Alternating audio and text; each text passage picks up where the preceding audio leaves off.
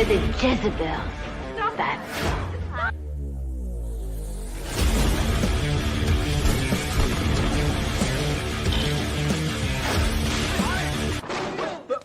Here I come. I want you to get up right now and go to the window, open it, and stick your head out and yell, "I'm as mad as hell, and I'm not gonna take this anymore!"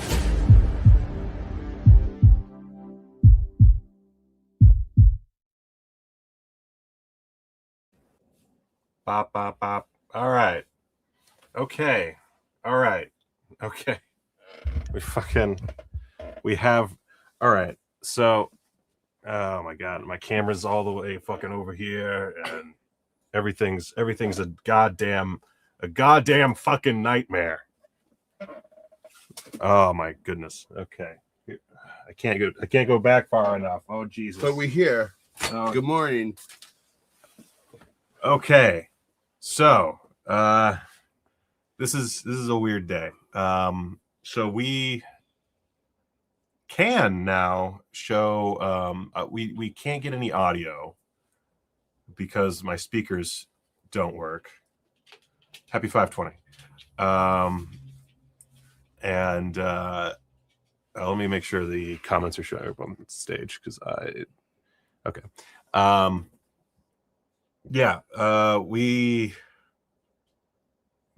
For whatever reason, the Bluetooth on my computer is not working, which is great for me. I cannot 10 out of 10. 10 out of 10. Anyway, I'm Michael Keene. I'm William Patrick Coleman. And together we are two guys who talk about stuff in the morning. And sometimes everything works. Not today. Not today. Let's see here. Let me bring up, hold on. I am not fully prepared because of the Bluetooth issues that we were having. Thank you. And thank you to my wife for lending me her mouse, because my mouse is, even when I plugged in my mouse, it wouldn't work. It was just a fucking nightmare. All right.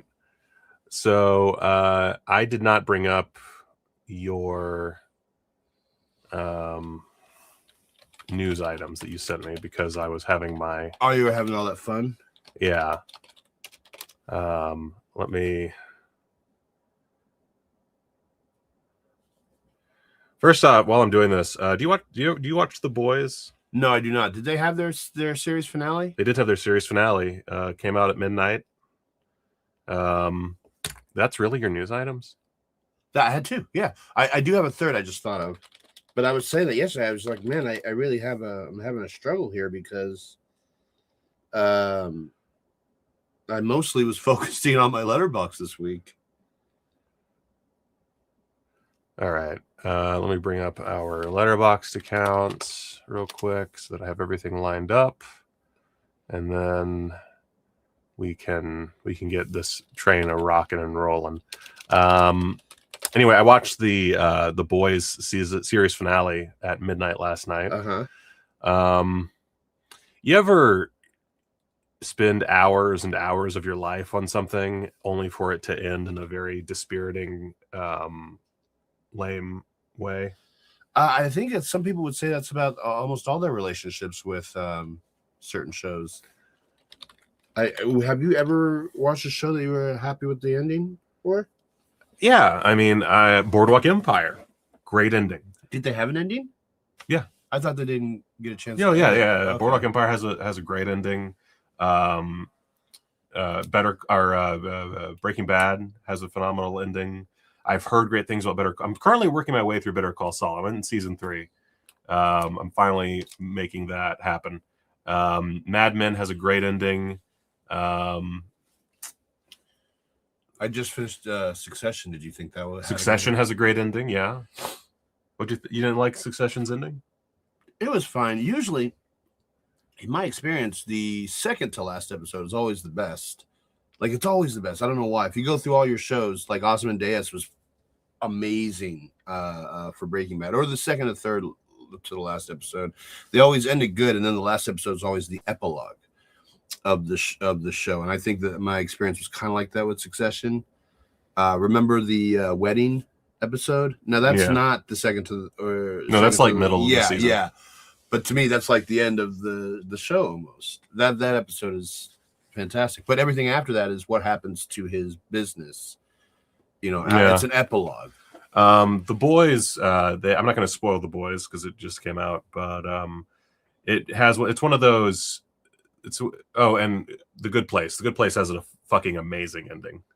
Definitely highly recommend The Good Place. Not a bad episode amongst the whole lot. Is that Kristen Bell to Dancing? Yeah, Place? Kristen Bell to Dancing. Yeah, Timothy Olyphant showed up in that once.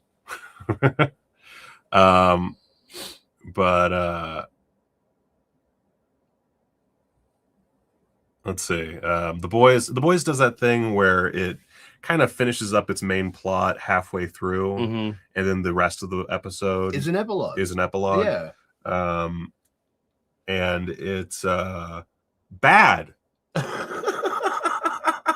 It's a bad ending. Slight spoilers, like the slightest of spoilers. If you read the comic book, you know that the show could not possibly have the comic book ending. It just would not be feasible with how the show was evolving. There was certain character. There's one specific character that they killed off in like season 3. That without that character, you just don't have the ending of the comic book. But there was also an element or two in the ending of the comic that could have been utilized and could have easily been made a big part of the finale. Actually, not even the finale, a big part of the final season. And they dropped the ball on the side. Oh, they dropped the ball. They pay a little itty bitty bit of lip service to what happens in the comics, but overall, it's lame. Obviously, the big bad, the boys, obviously, like, you know, something happens with Homelander. Have you watched any of The Boys? Well, I've actually I started the comic book. It was one of the few things that I did without that. I read the book, the comics, started reading the comics before the show ever became an idea. So I read it when Simon Pegg was an actual character in the book, not the show.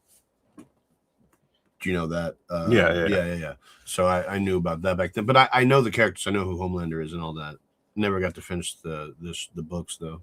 Forgot to share my. There we go.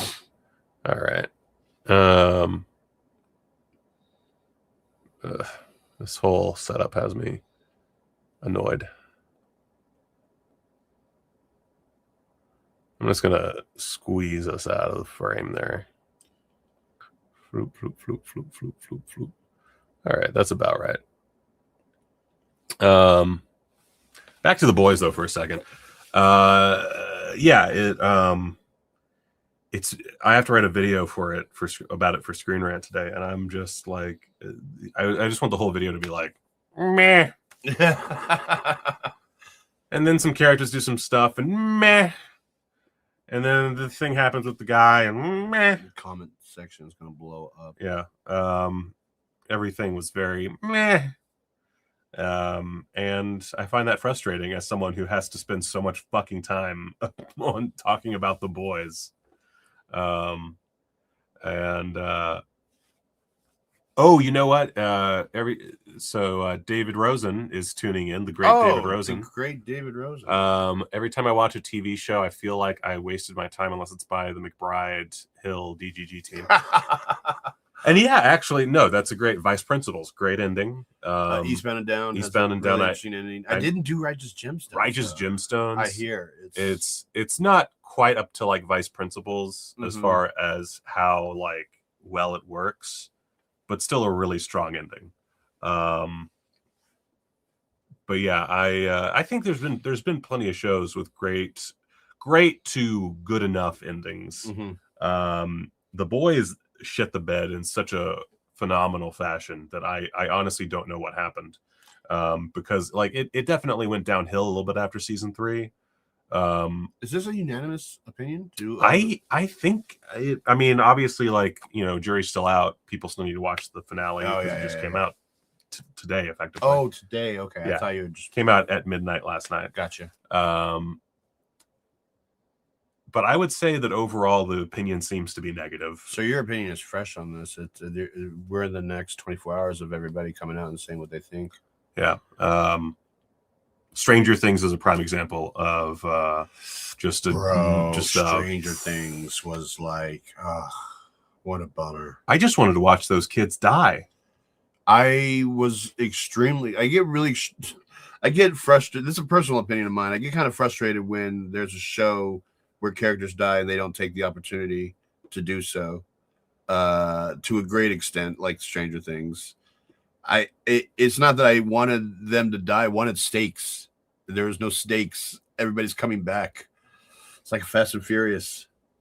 Yeah, everybody's coming back. Yeah, there are no stakes. That is a big problem. Marvel's doing the same issue right now. I would say that's another issue with The Boys. Is the stakes are very slim. We got a big character death in the penultimate episode that was fine.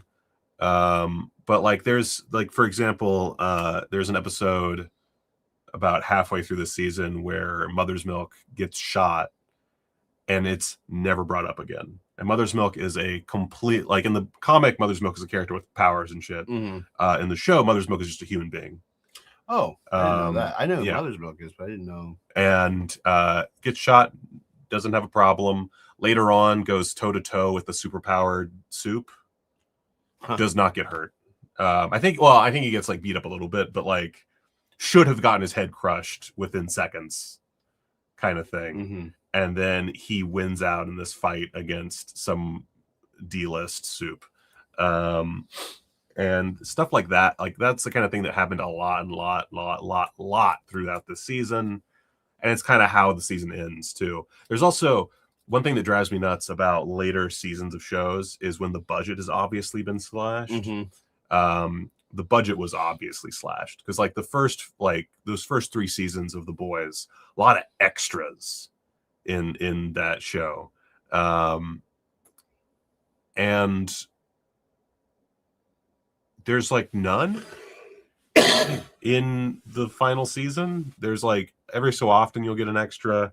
They had like their kind of group watching things progress was just a bunch of people in an auditorium that they obviously shot second unit with none of the actors present. Yeah.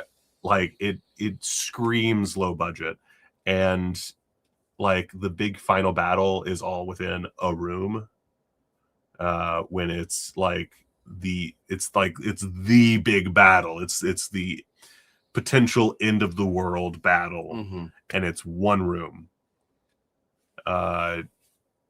Everything like there's really I can't think of anything about the finale that was not disappointing or frustrating. They even oh God, I wish I could talk spoilers, but this is not a Boys spoiler podcast. This is a show that is in the morning. And do you do spoilers movies from the Screen Rant? Yeah, in the Screen Rant video, I'll have spoilers. Okay. So check out my Screen Rant video coming this week. I'll talk spoilers, and I'm usually told to not be too negative about stuff, but how can you be positive? I don't know. Like that means you have to watch it again. Yeah, I'm gonna have to have it on in the background while I break it down, which I'm not excited about. Yeah, and they can't, as filmmaker 610 says, they also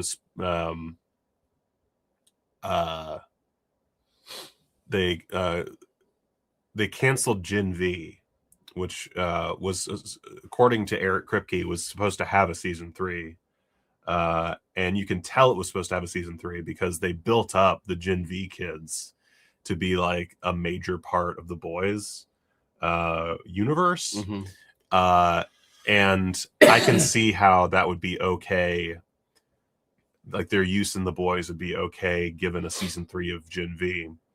But they literally are in the final season of the Boys. These kids that were built up as a huge part of the end game. And they are in it for, I'm going to say, 6 minutes. like total across like 2 episodes that they appear, 6 minutes, if that. It's just everything you could do wrong pretty much was done wrong. And I was disappointed. Anyway, let me get in here and let's. Do you know I'm such a huge fan of Breaking Bad, but I would not do Better Call Saul. Really? And now, like, I think that I've been getting so much shit from people that I think I have to kind of cave in and do it. It's just a different tone, good. Right? Yeah, I hear it's so I hear it's really good, but I hear it's like a dark comedy and not really in the same like tone of Breaking Bad. I don't think it's that different from Breaking Bad, to be honest. I mean, it's like it's a different character for sure. Yeah. But it's basically another character, in this case, Saul, Breaking Bad. Yeah. That's basically what it is. It's how he got to where he is in Breaking Bad. And again, I'm only on season 3, so take that as you will. But you're liking it. Yeah, I'm liking it a lot. I'm really excited. I've heard it only gets better as it goes. Do you think it has a good ending? Have you heard? I've heard great things about it. Yeah, you haven't been ruined yet. I haven't been ruined, yeah. Okay. Hey, baby. All right, so the Invisible Dog is back in the room. So Cauldron Films unveiled a bunch of new releases. I was going to look over these in detail before the show, but I was having my fucking Bluetooth problems. Mm-hmm. So I gotta wing it. So I'm winging it. We've got Supersonic Man from the director of Pieces, Juan Piquer Simon. Have you ever seen Pieces? No. Oh, it's great. It has one of the best chainsaw deaths in cinema history. It's phenomenal. It's so bloody. And one of those endings that just makes you go, fucking all right then. But I haven't seen Supersonic Man. I love Juan Piquer Simon, even if I do butcher his name. And he also did Slugs. I know Slugs. You know Slugs? Yeah. Oh, Slugs is great. One of those movies where the producers are like, okay, we got this movie about killer slugs, right? Yes. All right, we're gonna need a massive explosion. What? A massive explosion. But sir, they're slugs. A massive explosion. Oh, okay. So in this one, an extraterrestrial being is sent to Earth to save it from evil genius Dr. Gulick, played by Cameron Mitchell, intent on using his army of henchmen, a killer robot, and unstoppable weapons to bring the world to its knees. Our hero arrives just as a top scientist is kidnapped and sets his sights on protecting his daughter, Patricia, who is next on the hit list. Using both his secret identity and superhero alter ego, Supersonic, thwarts the villain at every turn until the final showdown. It's a mostly family-friendly homage to Superman and Star Wars. Blah, blah, blah. A soaring soundtrack, countless miniatures, wild optical effects, flame-throwing robots, sharks, and, of course, a guy in tights saving the girl and the day. It was ridiculed on Riff Tracks. And yeah, Cauldron Films is putting it out. I only have a couple of Cauldron Films releases, but they haven't hit me poorly yet. Let's see here. We got Emergency Squad. Let's see here. This is from Stelvio Massi of Convoy Busters fame. And starring Thomas Milian. That sounds pretty sick. Classic Eurocrime fueled by revenge and greed. Thomas Milian sets out to take down the man who murdered his wife during a robbery. Meanwhile, the culprit has one last big heist up his sleeve if he can stay ahead of the law and keep his own gang from mutiny. Oh, I forgot. Supersonic Man special features. That's where I was going originally. It's a 2K restoration of the film. We've got various interviews, visual essay, and that's about it. Full color booklet, nothing too crazy. And this is part of the Cauldron Crypt line. Let's see here. For Emergency Squad, we've got an audio commentary by Eugenio Urcalani, Nathaniel Thompson, and Troy Howarth. Troy Howarth has written a bunch of great books. on Jolly and stuff like that, Italian cinema. Let's see here. And then Urban Warriors. I wish we could watch the trailer, but we don't have audio, sadly. Let's see. Urban Warriors. Brad is a muscle-bound technician working in an underground lab when the lights go out unexpectedly. After he and his colleagues find their way to the surface, they discover that the world has suffered a nuclear disaster that has turned the surviving humans into homicidal mutants ready to kill them all. Searching for people he can trust, he meets the beautiful Julia, and the adventure continues. It's up to Brad and the other straggling survivors to continue the human race as they struggle to defeat the mutants holding the future of humanity hostage. Says it holds its own as a late 80s entry of the Italian post-apocalyptic wave. Rarely seen oddity. Obscure action sci-fi films. While old schoolers may remember it from the VHS rental era under the enticing Michael Dudikoff Presents line. I didn't realize there was a Michael Dudikoff Presents line.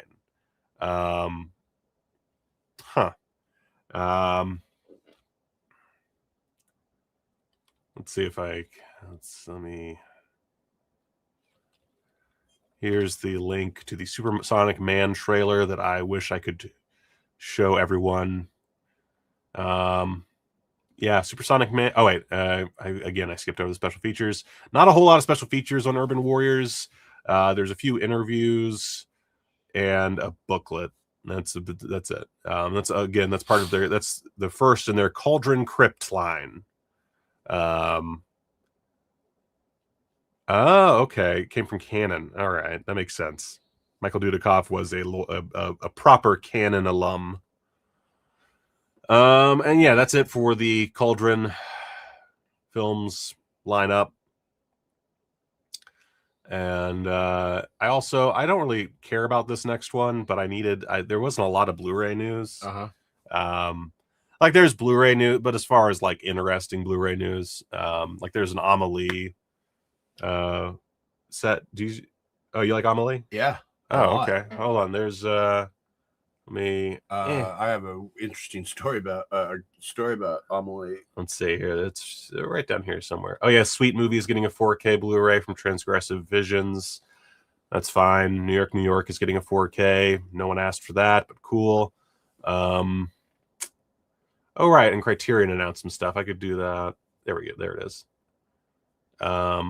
Look at this. Wow. Yeah. That's awesome. Whole bunch of shit you don't need. That's fucking cool. Right there. Yeah. Oh, good for them. Yeah. If no one's. Is it some kind of an anniversary? Maybe. Yep, yeah, 25th. 25th, yeah. So I was a projectionist at Sam's Town when this came out. And back then, the film reels, you had to connect them, right? And you had to connect them. And when I was a projectionist, I was like at the bottom of the list. So they would give me all the shit movies. And they gave me Amelie. And at the time, I was like, fuck this movie. I don't want to do a French movie, blah, blah, blah. And I did it. I did the reel and watched it and fucking loved it. I thought, and yeah, it makes sense. About 2002 is right around the time that this took place. I once reeled the Mothman Prophecies out of order and had to watch the whole thing, redo it, sit down and watch the whole thing again. Damn. Got out of there like 6 a.m. Anyways, that's my Amelie story. Yeah, I quite like Amelie. I will not be buying this set because it's just I like that director a lot. A little much for me. He did a couple other good movies. Yeah, Jean-Pierre Jeunet. Yeah. He did Alien. He did. I was just gonna go there, guys. He did. If there is a worse Alien movie than 3, I guess that would be Resurrection. I like the cast of that movie.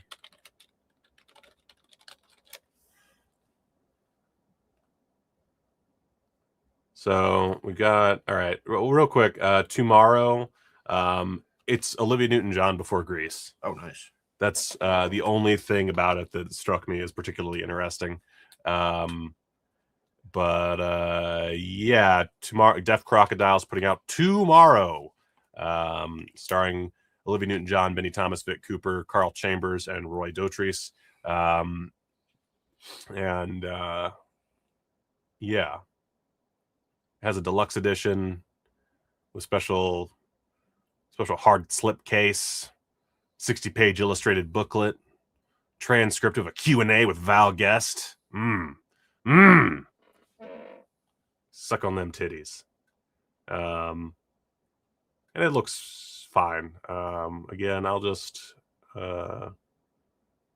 pop the trailer in the comments. But it looks fine. The Letterboxd reviews are atrocious. So, yeah, you know. Oh, yeah. Jean-Paul Jeunet also did City of Lost Children, also did Delicatessen. A very long engagement, I think he did. Was that Jean-Pierre Jeunet? A very special engagement, something like that, with Audrey Tautou. Oh, okay. I haven't seen that one. Criterion. First off, there's a spring sale, all discs, 30% off through May 25th. I don't know why you do that instead of waiting for the half off sale that happens constantly, but okay.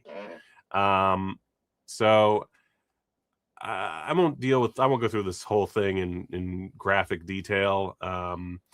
Safe is a really strong Todd Haynes film.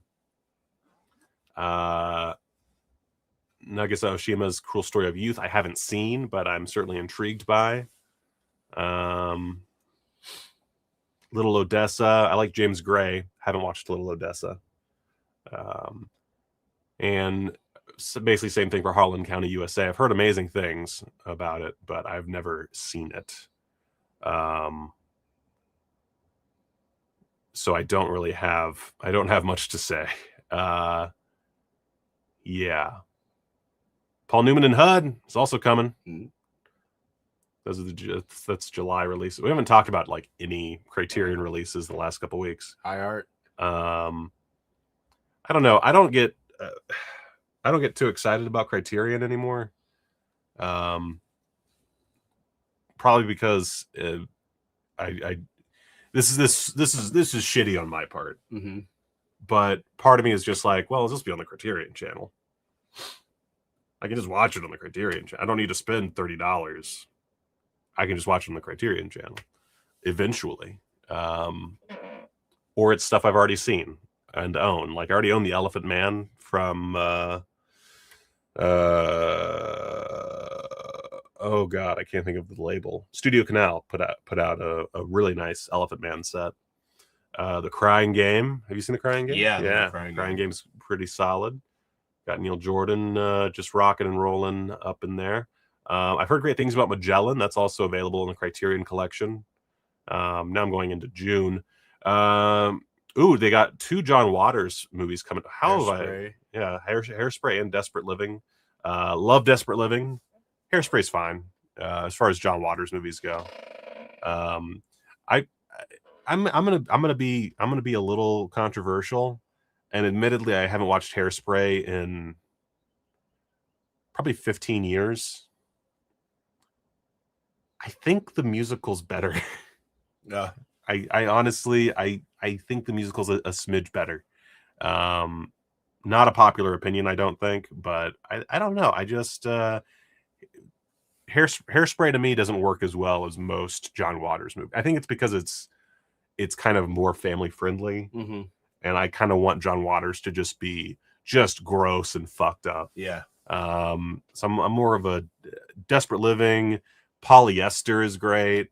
Female Trouble, whatever you want. I love me some John Waters. Hairspray is good, but it's not him utilizing his talent. Yeah. But I could as I said, I haven't watched it in like over 15 years. So it's entirely possible that I am just not remembering how great it is. Let's see, you got Charade, Stanley Donen. Stanley Donen did Charade. Huh. 5 Easy Pieces, which they previously released as part of their the collection for that studio. I'm blanking, but they put out a collection that had 5 Easy Pieces. Now we're in May, so now we've gone too far. Yeah, and the reason I'm not too pumped by Criterion most of the time. Let's say Little Odessa. Little Odessa, notable film, bunch of notable names. Edward Furlong's in it. What else do you need? But it's a James Gray movie. And James Gray, very notable filmmaker. Let's see what the special features we got. So we got new 4K digital restoration. Cool. Approved by James Gray. Cool. 4K UHD of the film, presented in Dolby Vision HDR, blah, blah, blah, blah, blah. One Blu-ray with the film special features. Audio commentary from 2000. So they ported over the audio commentary from the previous release. Cool. There's a making of documentary by David Thompson, produced for French television. So another extra that they either ported over or they, something that was pre-produced that they took and put on the disc. A new conversation with Gray and critic and podcaster Sean Fennessy. So that's one original extra. English subtitles and an essay in the booklet by film critic Glenn Kinney. So basically, we've got one new special feature. Everything else is a transfer over. Yeah, and there's not a whole lot to begin with. Okay, so how about, let's see here. What's something? Let's go with Safe. Safe by Todd Haynes. There's a lot to talk about with Safe. What do we got? 4K digital restoration approved by Todd Haynes. Great. Audio commentary featuring Haynes, actor Julianne Moore, and producer Christine Vachon. Probably ported over. I'm going to take a wild guess because it doesn't say new. Got a conversation between Haynes and Moore. Got a short film by Todd Haynes, interview with Vachon, and the trailer. Again, not bad. Not a bad thing by any means. But not great. Oh yeah, Safe is also just an upgrade. That's a good point. Filmmaker 610. This was released previously on Blu-ray and now is on 4K. So that's probably a poor example. But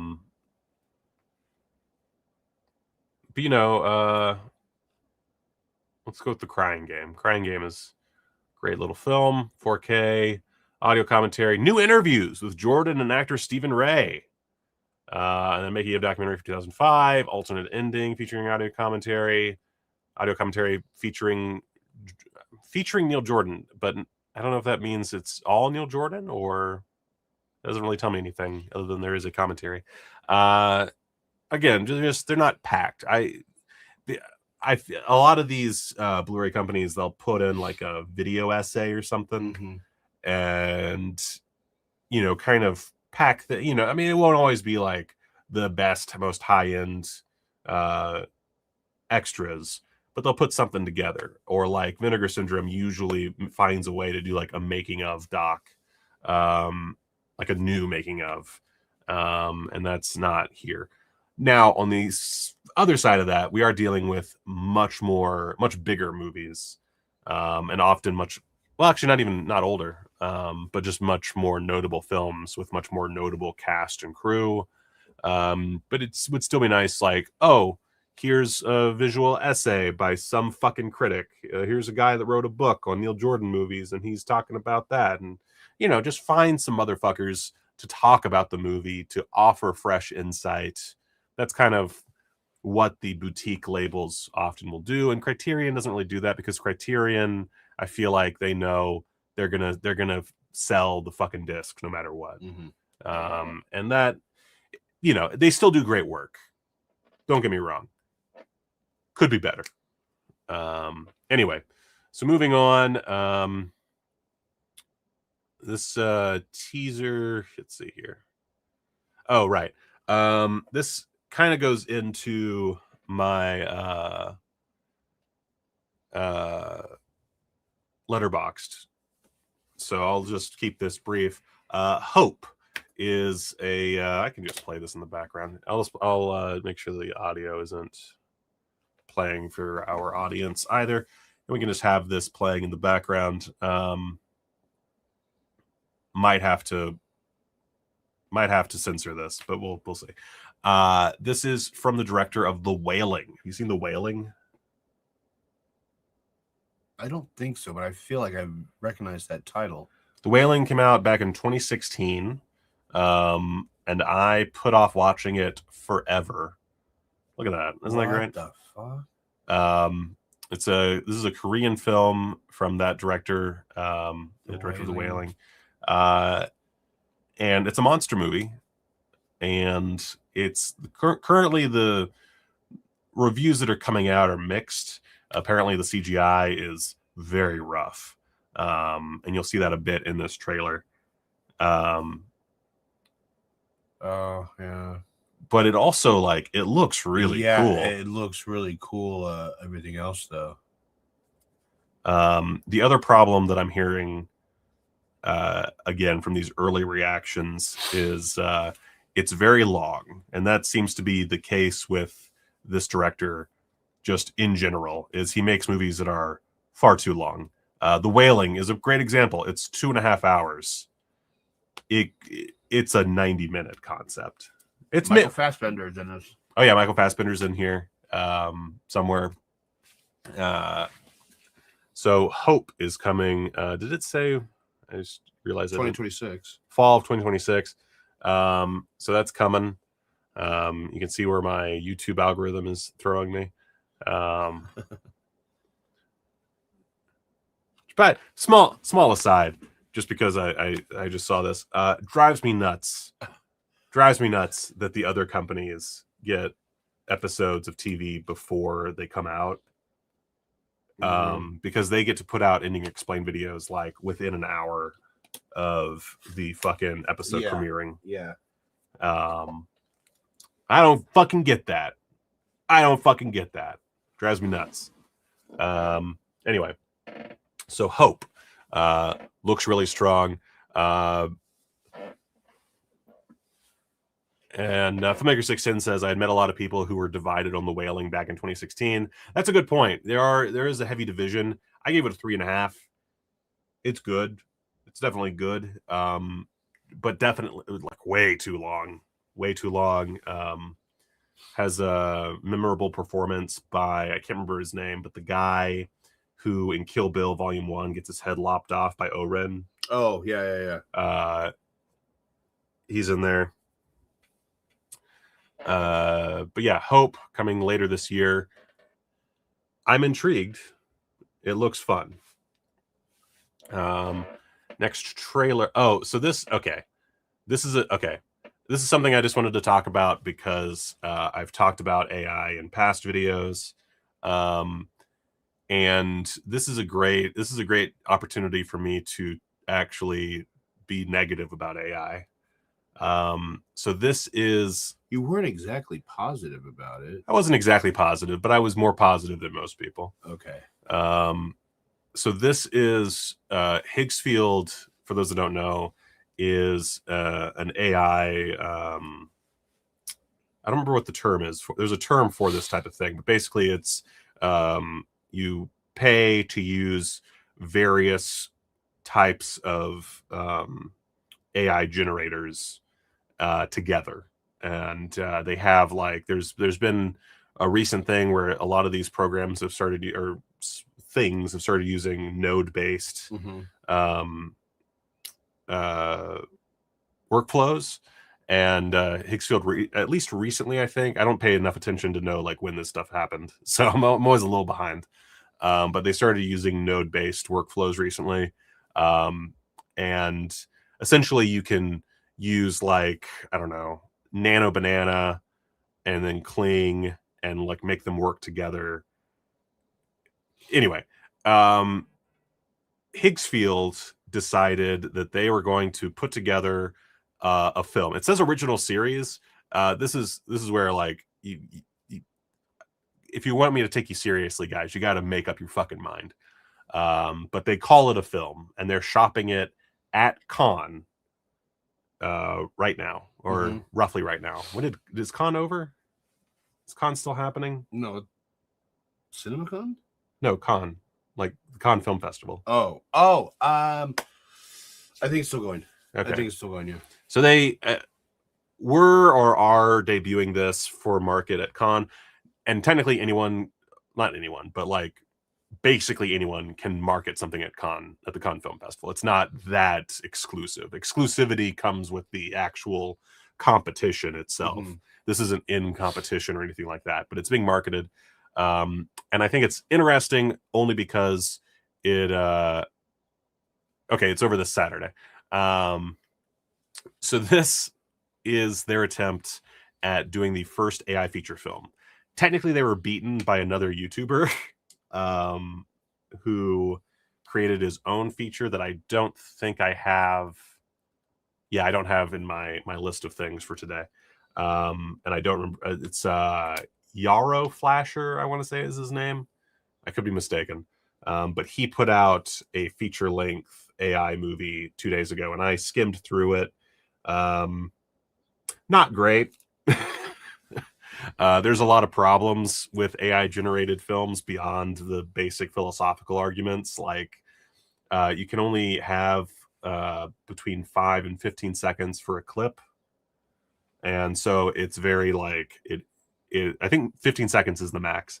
And it gets very, I don't know how to put it. The pacing is fucking weird because it's constantly cutting because you can't have a long shot.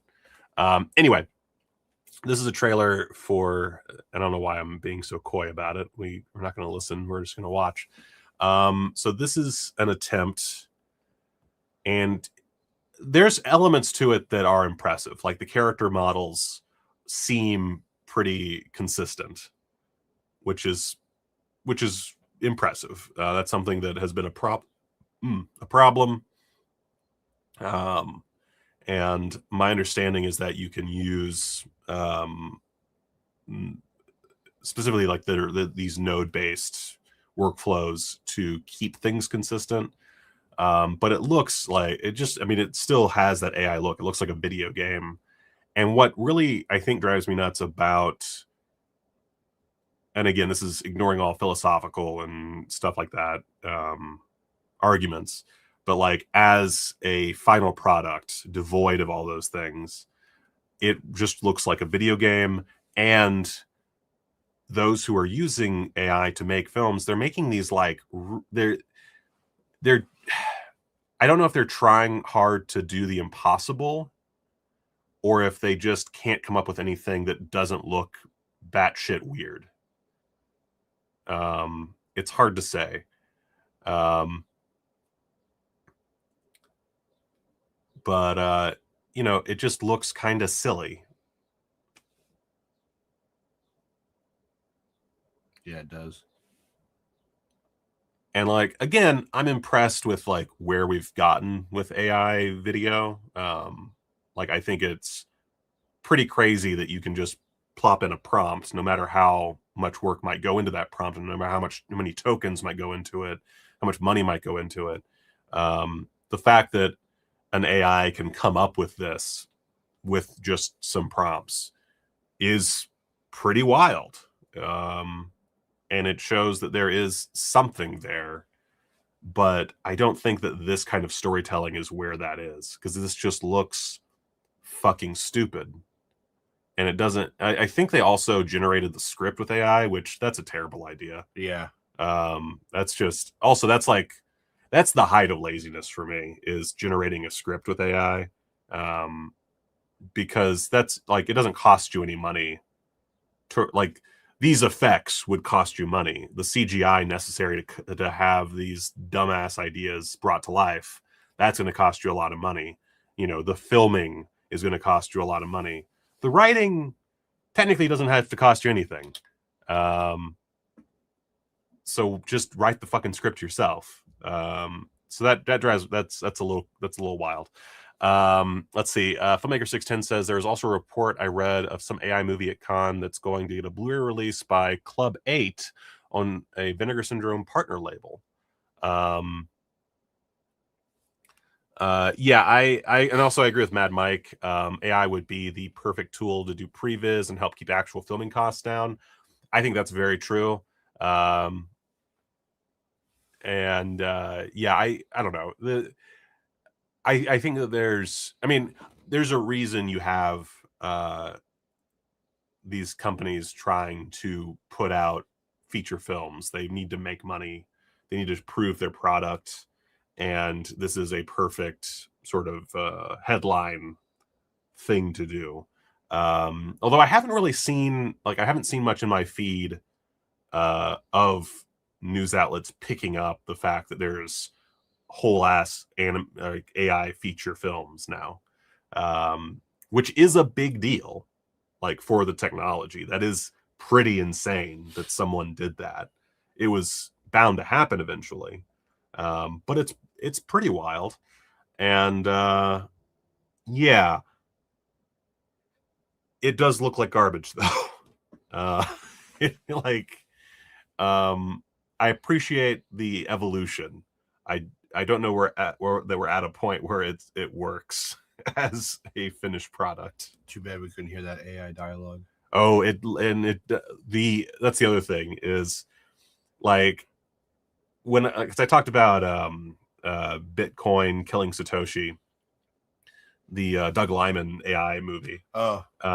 And sounds like garbage, but what I will give Doug Liman compared to something like this is he's using actual actors and Gal Gadot to perform the dialogue and the actions, and then they're using AI over that. Again, not how I feel it should be used. I feel like the best way to use it is in bits and bobs, like they're like just to perfect the overall piece is how I see the tool being used. But yeah, when you generate the performances themselves, woof, not good.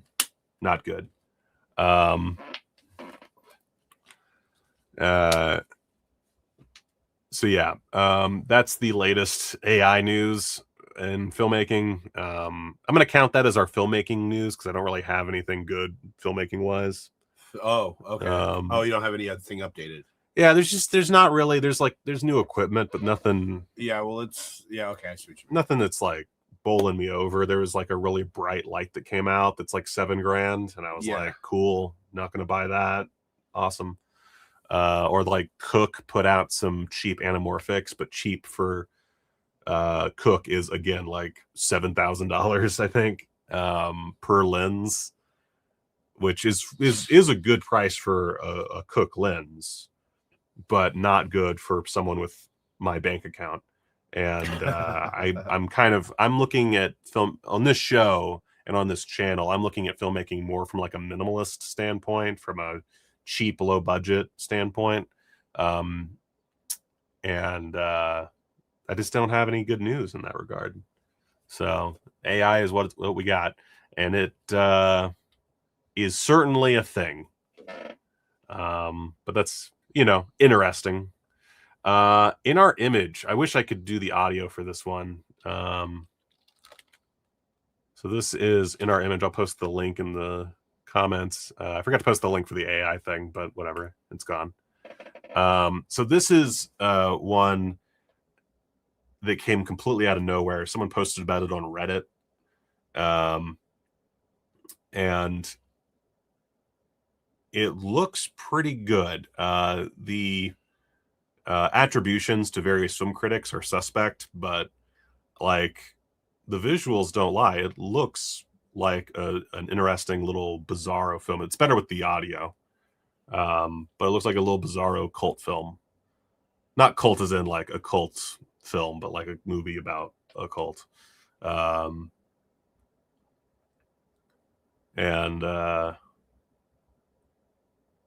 Yeah, in our image, coming soon. I started watching oh god, this guy's other short, Dopamine Box.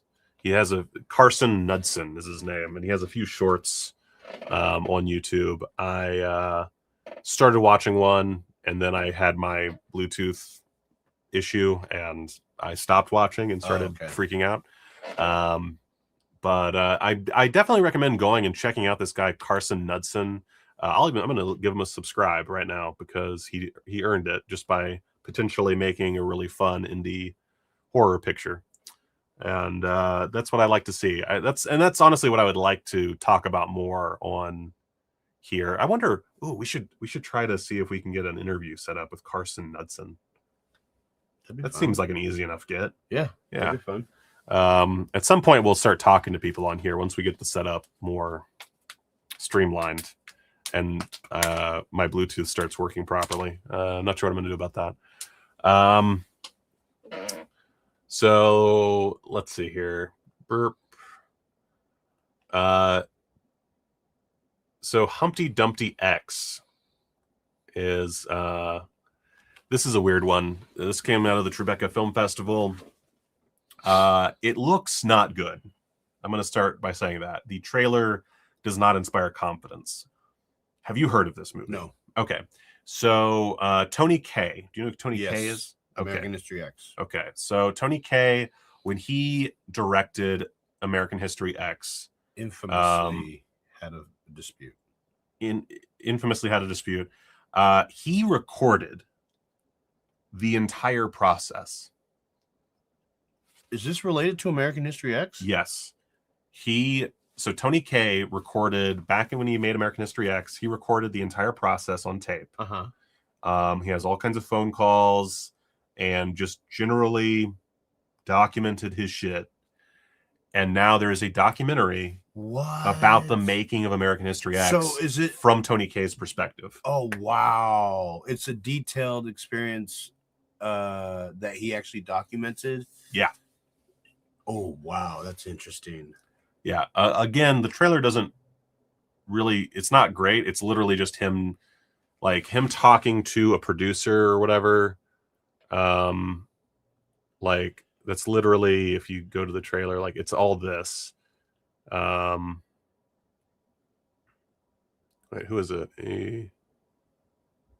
I'm sorry, Pierce Handling of the Toronto Film Festival.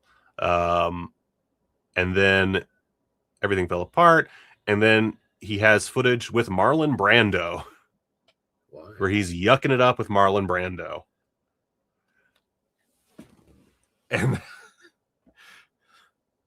And that's everything in the trailer. It's literally just him talking to Pierce Handling and then him talking to Marlon Brando.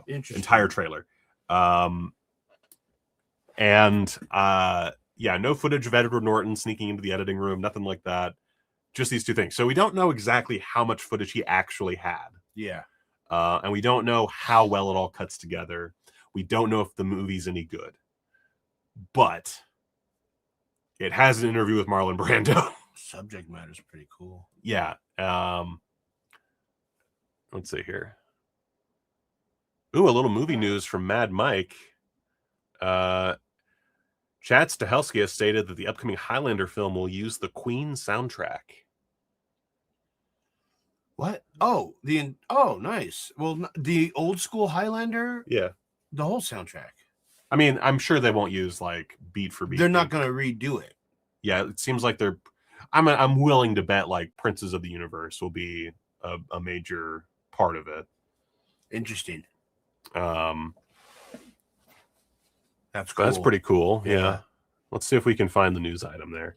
Chad Stahelski Highlander soundtrack. Oh, from the Wrap. We'll use Queen songs from the original movie, director Chad Stahelski says. Probably in a different way than you think, but hardcore, yes. So what, like a remix? Yeah, it's hard to say exactly what that means. Well, good for him. Yeah.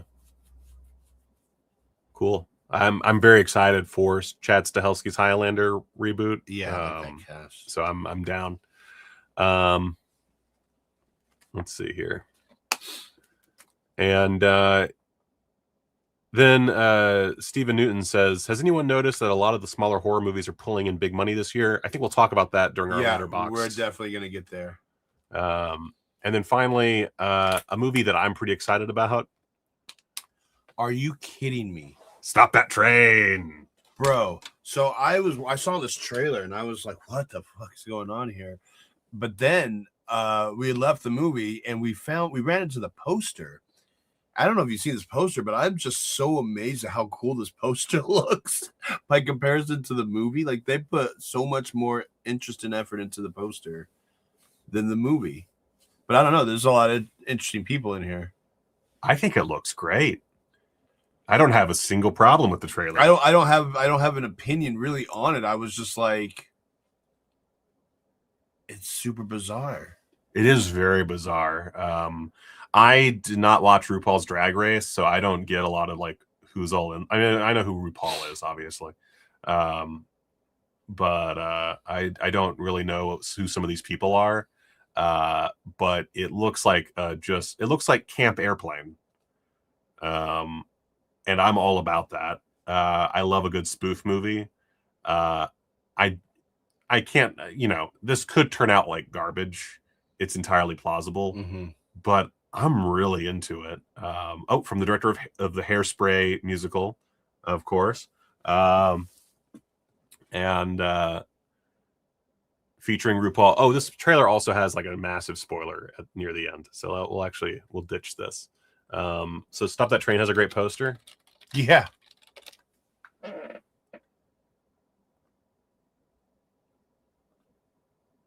This one? Yeah. Yeah, it's a pretty good poster. It reminds me of the old school 80s, like Leonard Part 6 and all that. That's a great way to build up like a nice, strong bit of support for this movie. Yeah, it reminds me of Leonard Part 6. The poster. I'm talking about the artwork, not the actual movie. Let's see. You have some news. I do have some news there. Scarlett Johansson has been cast, and this was actually, I think, a little bit ago, maybe 2 weeks ago. What has she not been cast in? She's got a busy lineup here in the next few years. We got another Jurassic Park movie. We got The Exorcist, and we've got this guy, Ari Aster's new movie, Scapegoats, which I think people are a little, I'm sad to say, kind of like on the outs with him because of Eddington. I liked Eddington. I thought Eddington was I thought Eddington was great. Yeah, I thought Eddington was really good. And my opinion on Beau is Afraid. I really like that movie. So I don't know what they want him to get back or if he will ever get back to Hereditary. But he's got a new movie coming up, and I'm kind of happy for that. Yeah. He puts out movies real fast. That's the other thing I've noticed. You would think he'd want to take a break, but he's just punching him out. It's crazy how he's able to put together these films that are like so thoughtfully put together. Yeah, like top notch, actually. And they're all just tons of themes, tons of material to dig into, so many layers, and he's just shitting them out. Yeah. Is there a plot on this thing? I don't think so. No, not yet. Well, he's actually been known to be super secretive about his stuff.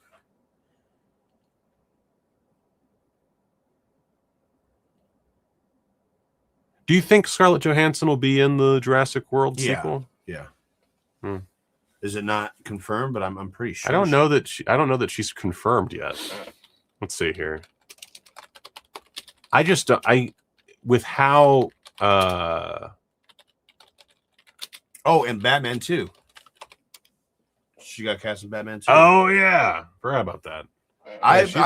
We're getting so many Batman 2 news that like I'm just gonna wait and pick and choose when to. We're getting them like every day, every other day. Confirmed. Blah blah blah. Oh, it just says there's a sequel in the works, so there's really nothing. Gotcha. Yeah. I don't know. With the critical reception to Jurassic World Rebirth, is that the one? Yeah. Right? Yeah. Well, I know that the critical reception is not favorable, right? Yeah, which is to say the least. It's funny because it was like the first Jurassic World movie where I was like, oh yeah, that was pretty good. Yeah, well, I remember reading those reviews and then going to see it, and I was like, I don't understand what the big problem is, but financially, it did really well. Yeah. Yeah, really, really well. What was the other one I sent you? This James Franco. James Franco's back, guys. He's back in a very interesting project.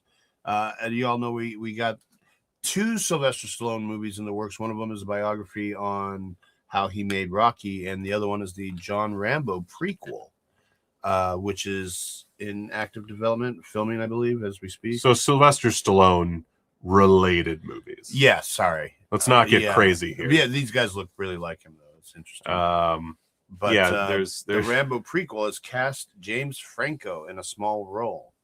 Now, when I think prequel and they put a A-list or whatever attached to it, I think that particular character is going to be related to a character we've already been introduced to. But there's no way he's Brian Dennehy.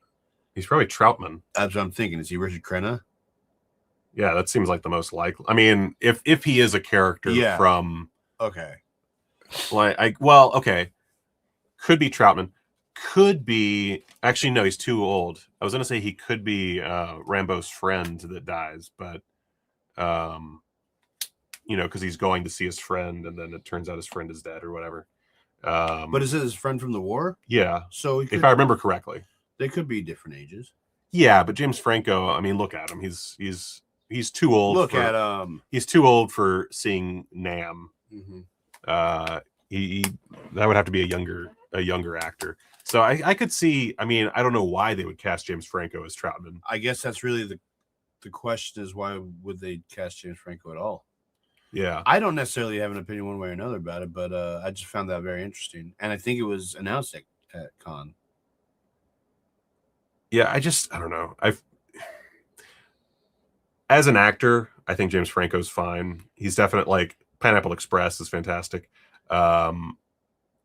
He seems like a scumbag. Okay, sure, I agree. If our opinion matters, I just wonder, like, do we need another scumbag in a movie? We've got Jared Leto holding down that fort. Ooh, yeah, he's really apparently great as Skeletor. He's just going one by one, just destroying franchises. Just destroying them one by one. He's got a list. Tron's next. Masters of the Universe is next. It's interesting. They're not really using him. I mean, of course, they're not using him for any of the marketing. I haven't seen him talk about Skeletor in interviews. Maybe he has. I just haven't seen it outside of the movie. And, of course, they're not using his likeness at all as Skeletor. So I don't know. It doesn't sound like him either. So there's really no hint of Jared Leto in this movie other than the fact that his name is on it. I wonder what IGN gave The Boys series finale. Wait, do they not have a letter grade? They have some kind of grading system, right? Yes. Great. Wow. Great. Really? That's insane. What do the comments say? Solid final Am I insane? God damn it. Come on. Am I insane? Verdict. Season 5 may be one of the more rocky years The Boys has delivered, but the second half is far better than the first. That's not a fact, first of all. That's not how facts work. Is cemented by an overall satisfying finale episode, Blood and Bone, maybe a little too predictable in how it caps off various story arcs and character conflicts, but the execution is strong enough that this isn't a huge concern. And just when it seems that things are wrapping up a little too neatly, the series delivers one final swerve and pivots to the fundamental conflict between Jack Quaid's Huey and Carl Urban's Butcher. It's a proper finale that gives the characters the farewells they deserve while still leaving some room for a sequel or spin-off in the future. It's hard to complain about that. I feel like I'm taking crazy pills. What? Okay, hold on. Before we get to the Letterboxd segment, I do have one more thing. Oh, you do? Yeah. Okay. What's so I don't Odd Makers, I believe they're called, have done their top 10 most possible James Bond casting. Like, it's coming around the corner apparently. Oh yeah. I just want Den of Geek. Do they have a grading system? Oh my god. Do they have a grading system? 3 out of 5. That's crazy to me. I feel like I'm taking crazy pills. Vulture. Come on, Vulture. Give me something.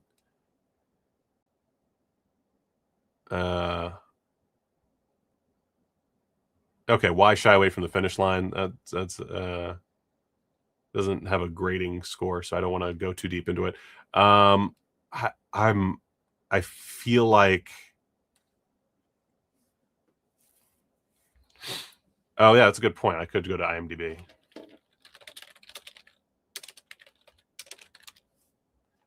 All right, let's see what we got here. Oh, it was right there.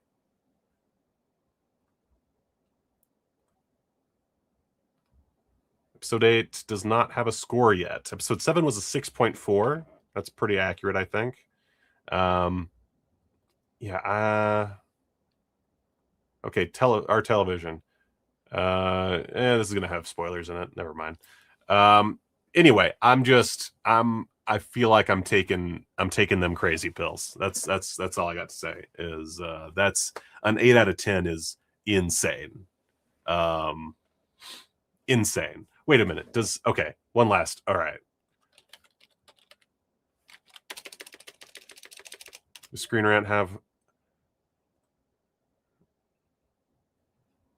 No, I don't want the reactions. Is there not a review? Of course, it's probably not a review up because I probably didn't get the fucking thing. Oh, here we go. The ending gets its big. Are you fucking kidding me? Am I gonna have to be nice to this shit? 7 out of 10.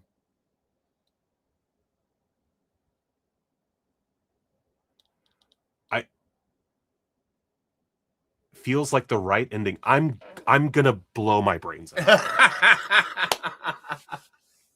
Oh God. I feel like I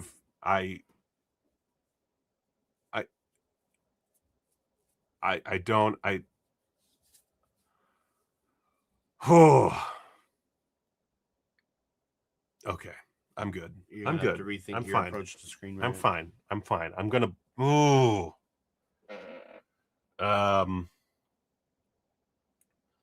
anyway, I don't know about you, but I watched a bunch of movies. Yes. Actually, do you want to do yours first, or do you want to? Mine's a little bit more extensive. We can do either one. All right. The big things. Do we talk about? I think we did do the Backrooms because you did that to prepare for Backrooms. Yeah, we talked about Punisher: One Last Kill, right? Yeah, we did talk about that. So I saw Obsession. Did you see Obsession? It is on my letterbox. Yes. Okay. I do have some things to say about this movie. All right. We'll reserve Obsession for just a minute. You've seen Ichi the Killer, right? I know the movie, but I don't know that I've seen it. Oh, I'm almost positive I have. It's great. Yeah, I'm almost positive I have. A long time ago, though. It's not new, right? It's way older. It's 2001. Yeah, okay, yeah. I'm pretty sure I've seen it. Ichi the Killer, it's a little slower than I remember it being, but still rocks pretty hard. Oh, wait, Mad Mike said something. I haven't seen it yet, but Kripke was saying if you think it's bad, you're wrong because it's intentionally that way to parody bad superhero endings. That did not sit well with me. Yeah, that's a fucking lame excuse. That's not that. A, that's a lame excuse. B, that does not jive with what I saw. Like it doesn't make any sense to say that because it doesn't feel like a parody. It just feels like a bad ending. Anyway, sorry. I'm just going to be on this boys train for a minute, apparently. So Ichi the Killer, a little slower than I remember it being, but still Takashi Miike fucking nailing it. Very assault heavy. I will say, if you haven't seen Ichi the Killer and you're going in curious about it and you're blind, plenty of Peppa, whole lot of assault. That's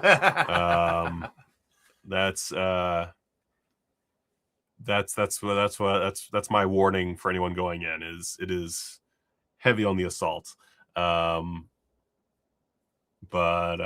very energetic film, great central performances, and some truly horrendous CGI that has to be seen to be believed. That is just there's something about Japanese movies from the early aughts having awful CGI that just works really well. Actually, Takashi Miike, and I can't remember the name of it. It's something Psycho, something or another. But there's this one miniseries he did that has just CGI rain in a lot of scenes, and it's just like one layer of fake rain over everything. That it does not match up properly. It is not adequately You know, there's not really like a physical rain element in the scene. It's just, I will pop the rain filter on and bada bing, bada boom. And I love that shit. I've always wanted to rip that off, but I don't know how to do it without it looking like I'm just lazy. Anyway, and then I followed that up with 2 from probably my favorite Japanese filmmaker to just put on whenever, Hisayasu Sato. Probably I don't know if he was necessarily the king of Pinkuega, but definitely a major part of the Pinkuega movement. And that was Turtle Vision and Kyrie Eliasson. I don't know how to say Kyrie Eliasson. It's a Latin term, and I'm not smart. But Turtle Vision was very good. It's a bit too typical Sato for me, where like I've seen so many of his movies and I look back on those and I'm like, yeah, but those are way crazier. And this one's just normal amounts of crazy.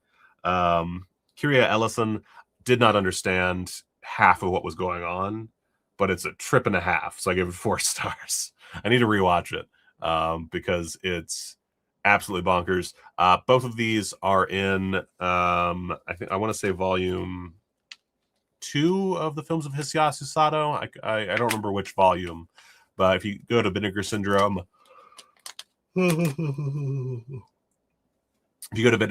they have those 2 movies and a bunch more in their 3 volumes of Hisayasu Sato movies.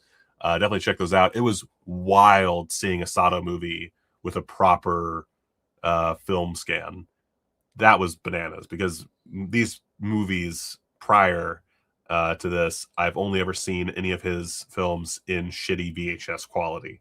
That was generally how you saw them in the past, was just like a VHS copy of a VHS copy of the movie being projected onto a wall, like just the absolute worst quality. And now there are these beautiful 16 or 35 millimeter, depending. They're probably all 16 millimeter film scans, and they're clear, and it's really weird, but I appreciate it.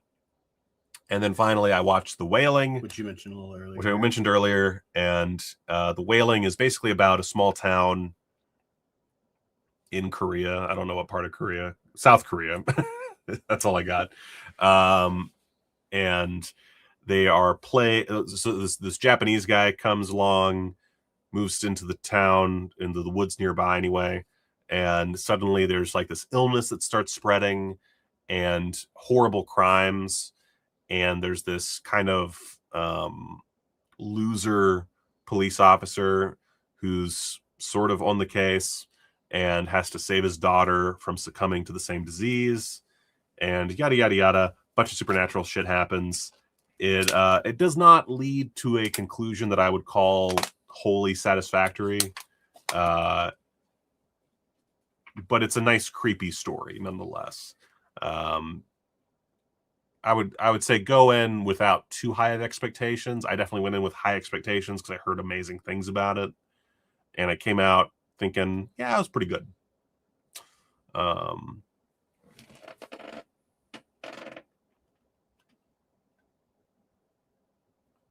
Finally, let's see what you. Oh, this man! I did 15 movies.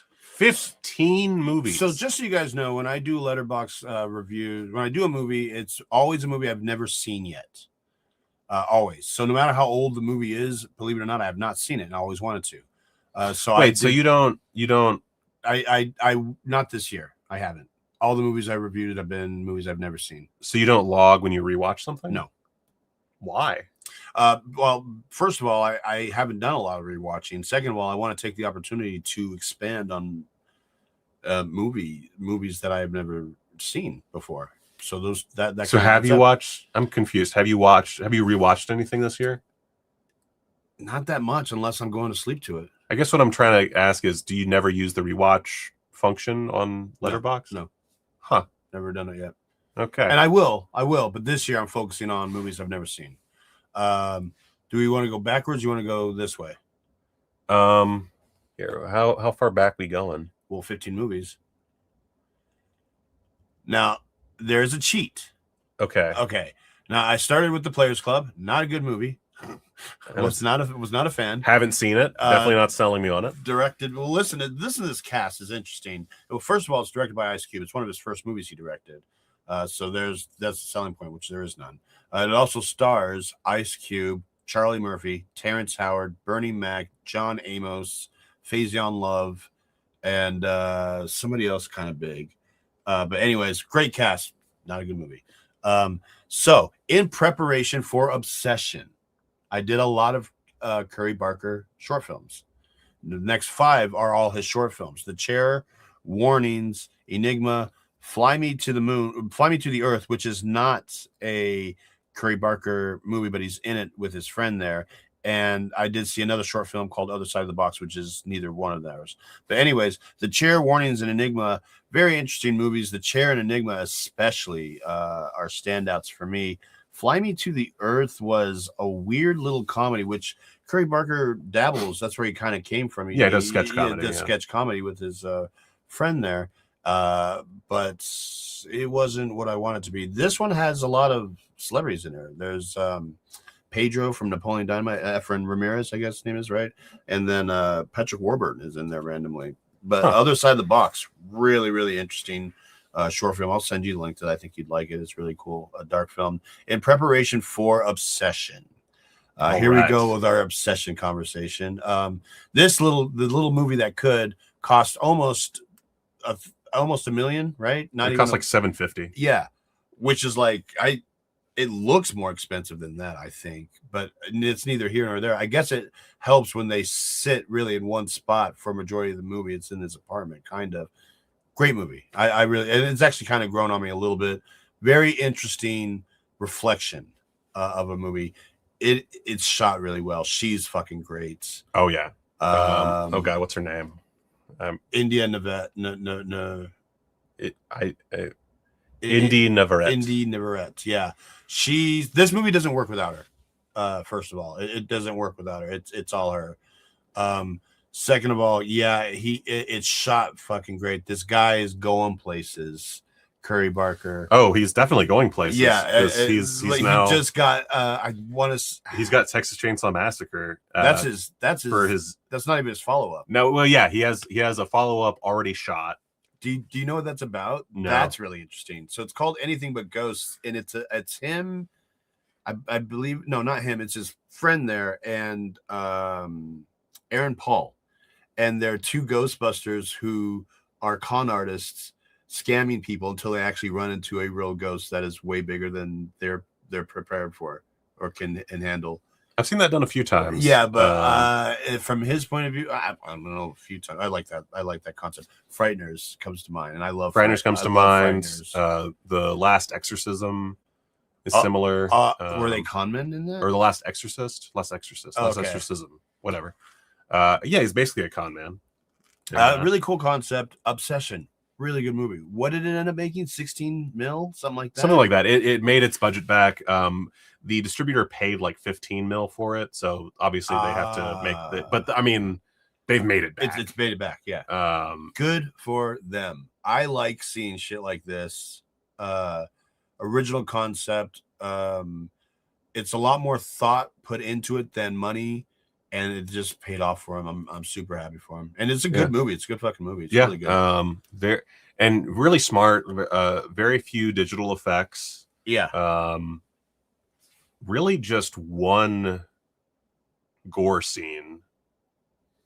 Very effective gore scene, but really just one. There's some more gore, but it's kind of just extrapolated from that previous scene. And yeah, it's mostly just taking place in this dude's apartment or like in cars sitting outside. That's like the majority of the film.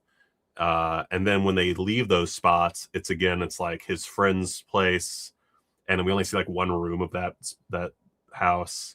They're at work a lot, which was probably shot in a couple of weeks with Andy Richter, by the way. Andy Richter shows up randomly. I knew he was in this movie, but it's the way they use him is just so random. He's doing a lot of walk by shots, a lot of just insert shots. He's in the background. Yeah, I would be willing to bet that it only took him a couple days to shoot it. That's what I'm saying. I bet you they did it all like in a few weeks there. Yeah, I'm very happy for him. Good movie. I am all about these little horror movies coming out making a lot of money. And I did mention earlier, May is a big horror movie month. But Obsession is kind of the top of the hill of that right now. We got Passenger this week. Yeah. This month bodes well for horror.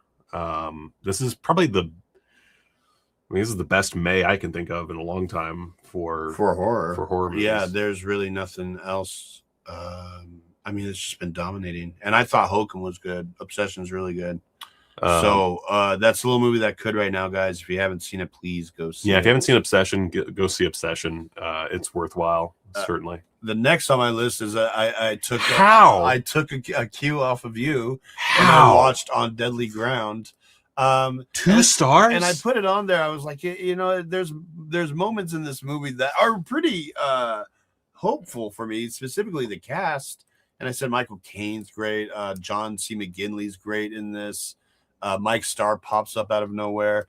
But it is a Steven Seagal show through and through, and his ego is really put on the table. It's amazing. His ego is so on the table in this. It is a Steven Seagal show.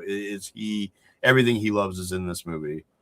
There's only like 4 or 5 good Steven Seagal movies, and then I was thinking about that too. I was like, well, by comparison, Hard to Kill, I like. Out for Justice, I like, and of course, Under Siege. Yeah, it's those 3, and then Under Siege 2, and On Deadly Ground. Those are the good Steven Seagal movies.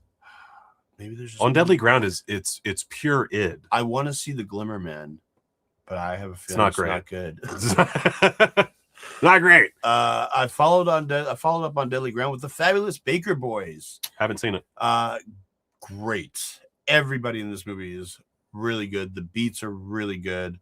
I caught on to this too late. I believe The Fabulous Baker Boys got Michelle Pfeiffer. What'd you do there?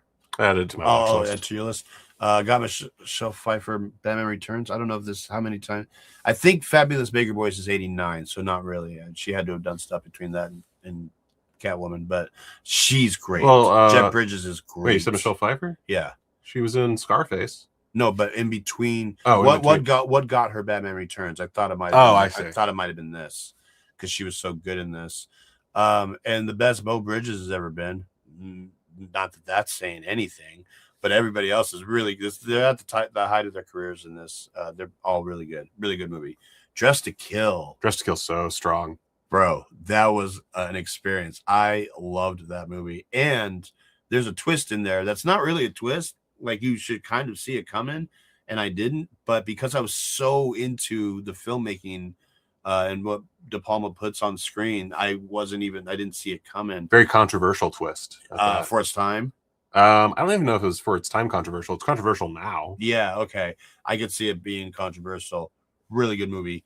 I had never, not that this means anything one way or another. I'm so used to my Nancy Allen as Lewis that I never really saw her in an attractive angle. And Dressed to Kill, she's such a babe in this movie. She's so beautiful, and but she's always badass Lewis to me. I think I need to show you some Giallo films because those are the movies that De Palma kind of riffed inspired by. Yeah. I dig his work, man. I think he's great. You need to see Deep Red, Birth of Crystal Plumage, that one with oh shoot, I'm gonna immediately forget the name. I'm gonna forget the name of every movie ever made.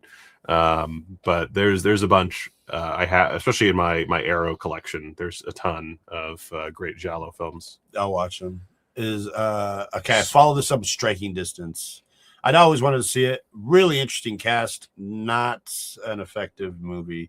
This cast has Bruce Willis, Sarah Jessica Parker.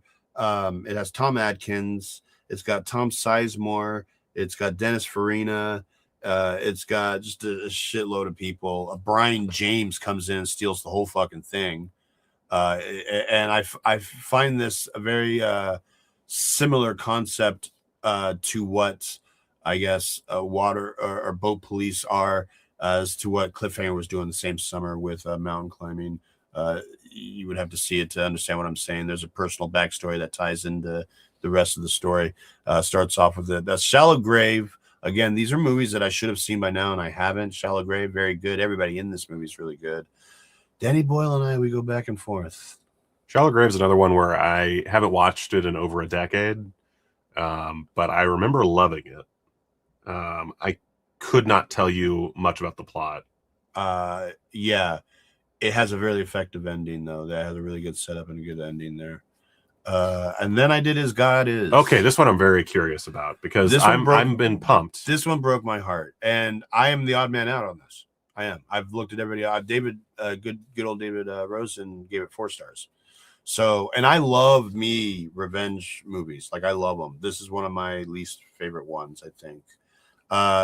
Yeah, it's predictable. That's not even the worst of it. It's just there are characters who do things there are people in this that do things out of character so that they could fulfill their revenge list kind of thing. Naturally, as the trailers indicate, Sterling K. Brown comes in and just kind of steals the whole fucking thing. By then, to me, it's too little too late. And then he even falls into predictability mode as well as the movie itself. If I watched it again, maybe I might like it more. Maybe I put it on a pedestal. I don't know what it is. I wanted to like it a lot more than I did, which was unfortunate. Again, I do recognize that out of all my close friends who have seen it, I'm the only one who's given it this low of a grade. It spans from about 3.5 to 4 stars. Do you have like a good idea of why it didn't work for you? Predictable. It was really predictable. Now, you do a revenge flick where the main character is going through some kind of a personal, like here's a good example, Blue Ruin, which I don't know that you saw. Did you see? Still haven't seen Blue Ruin. Yeah, so Blue Ruin's a revenge flick where he's going through kind of a mental rediscovery of his own self. Should I be doing this? And he's kind of grappling with these ideas, and it becomes a real thing to him. And that was a much more interesting take on the revenge angle. When we've seen this happen over and over and over, you know where it has to end, and God doesn't do anything to change that outcome. Doesn't have any interest in doing that. Well, that is very sad to hear. You might like it. You guys like it. You guys might really like it. Hoop Dreams, finally. This is the movie that's been plaguing me like my whole life. I have to see Hoop Dreams. Everybody I know loves Hoop Dreams. I'm just not a documentary guy, but I know that this is like the king of them, right? And I did this. It took me a second because it's about 3 fucking hours long. Very good. It was a really, really fun ride, actually, watching this individual grow up, chasing a dream. Then the dream affects everybody around him in his life and his community and the people he runs into and things like that. So it's really cool. I just saw it too fucking late. There are movies like that where I'm like, I need to see this, and I don't get around to them, and it's too fucking late. I should have seen that a long time ago. Yeah, Hoop Dreams is one of those that it was ruined for me. I just have never gotten around to because I'm not a sports guy. Yeah, that was another thing. It's not. And going into it, I'm thinking that I'm not a sports guy. This movie's 3 hours long. It's not really about the sport. It could have been about anything. Okay, but and then I wanted to just breeze by one of my lists because it's a celebration today for me. It is my favorite actor's birthday. It's Timothy Oliphant's birthday. It's Timothy Oliphant's birthday. Happy birthday, Timothy Oliphant. So I have a Timothy Oliphant list of some of my favorite performances. For anybody who, you got to be familiar with Timothy Oliphant. He's not necessarily a household name, but you know him by face. Everybody knows Timothy Oliphant. Yeah, he's the star of Justified, the star of Deadwood, and the Scream 2, star of Santa Clarita Diet. As TV goes, he's up there. He did have an early film career with pretty much nothing but villain roles, which he fucking excelled at. So if you want, I did make a list, not a watch list. All right, personal thing. Yeah. 1 second. Sorry, this mouse is not. I did a Robert Zemeckis list. It's controversial, but here's my Timothy Olyphant Okay, list. hold on. I gotta. There we go.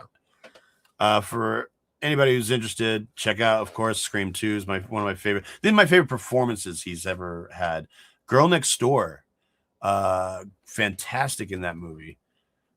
Justified, Deadwood, of course. There's a Deadwood movie out, guys. Go, yes, great fucking Doug Liman movie. Now, is that Justified specifically there because of the series, or are you thinking specifically of that? Well, I put it there TV to say movie? I put it there to see because of the series, but this is specifically the Right, I know there's like the that's a what mini that series. is. Yeah, the miniseries. This is the miniseries, but they don't have the show on here. Okay, I was just wondering if that was representative. It's representing the show in general. Okay. Yeah, so is that Deadwood movie. That's for the movie, but see the show, of course.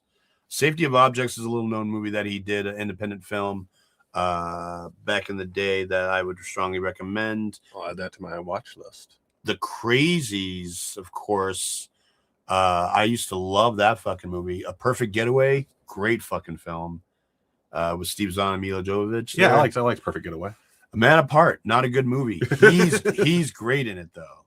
Broken Hearts Club. This is a who's who of actors in this gay comedy of the late 90s, I believe, maybe 2000 to be exact. Timothy Olyphant, John Mahoney, Dean Cain, Zach Braff before he was big. Rango. Timothy Olyphant is literally playing Clint Eastwood in Rango. I did not realize that was him in Rango. Yep, that's him. I love Rango. And that's his voice. Huh. Which is kind of crazy. If I tell you it's his voice, you can hear him. But if I don't tell you his voice, it looks and sounds like Clint Eastwood. Okay, so I'm curious as we get further down this list. Yeah. Gone in 60 Seconds, Over Your Dead Body, we just watched recently. Really strong. Mm-hmm. Is Once Upon a Time in Hollywood just so far down because he's done it so little? So that's to be honest, I'm so divided by this because it's probably one of the best films he's been in, but it's one of my least performances he's ever had. So yeah, I'm struggling with the list because I'm basing off his performance, and it is one of my, I don't know. I put it in there to appease people because it is the better movie. But it's like my least favorite thing he's ever done. Live Free or Die Hard. So I love it when he does bad guy. Like I love it when he does villains. And there was a period around 2006 and 2007 where they were trying to legit make him a star. And they did this with two movies in particular. It must have been a 20th Century Fox contract, but Live Free or Die Hard and Hitman back to back. But maybe one of the worst Die Hard villains. Maybe. Yeah, he's not terribly memorable. It's really weird that they would pit him against Bruce Willis, and even make him a tech savvy villain on top of that. Yeah. Okay, so then you've got 5 movies in a row that I've not seen. Yeah. These are the ones that I love Timothy Olyphant so much I'll watch any crap he does, and these are the ones that kind of he stood out in. Life Less Ordinary, interesting. One sequence, and it's with Delroy Lindo, who he reteams with later in Gone in 60 Seconds. First Wives Club was actually his first movie, only one scene. I Am Number 4, he was a throwaway role, played the father of the main character. Havoc, interesting movie, got a lot of shit when it got released. I believe this was last year. Yeah. And I thought was really good in it. And High Life, he's the main guy, and he's pretty good. It's a forgotten movie, though. Okay. Should I see Havoc or High Life? I think you would like Havoc. I'm surprised you haven't seen it. No, it's one I'll put it on my watch list. I bet you dig it. Okay. Hitman, I'm gonna be honest with you. I think Timothy Olyphant miscast. Yeah, I completely agree. Like I will watch anything he does, even when he's miscast, but completely miscast. He looks and moves weird in this movie. Okay, so let's see. I haven't pretty seen much the remainder of the list are all throwaways. Like I don't know why he's in these movies. Dreamcatcher is the one I actually watched last night. I'm surprised Dreamcatcher is so far down the list. Yeah, I really don't like that movie. I don't necessarily know that he's effective in it. There's a lot of, it's based off a book, so I can't really give the story too much shit. But I bet you, based off of what I was saying in the movie, it was a pretty big book that they don't get to everything in the movie. I was just thinking, I remember him being really good in Dreamcatcher.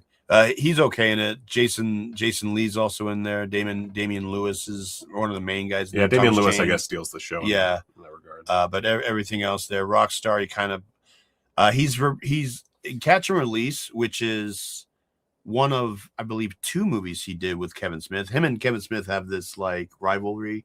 I don't know if you know. I didn't know that. Yeah, Kevin Smith has a whole like in one of his three evenings with Kevin Smith or whatever. He has a whole thing where he makes fun of Timothy Olyphant, calls him Timothy Olyphantastic, gave him a nickname and everything. But they have a rivalry and they've been in 2 movies together. Catch and Release is one of those 2 movies with Jennifer Garner, who he is reteaming with this summer for a Peacock show. But anyways, that's my Timothy Olyphant list. If you've ever seen any of these or okay, here's a question. Yeah. Why is Mother's Day at the bottom? It's not. Listen, it's not New Year's Eve or what the other one, New Year's Day or whatever the other one was day. Like when these movies come out, this is one of my least favorite ones. Okay. And he plays a douchebag in it, which is fine. He plays good douchebags, but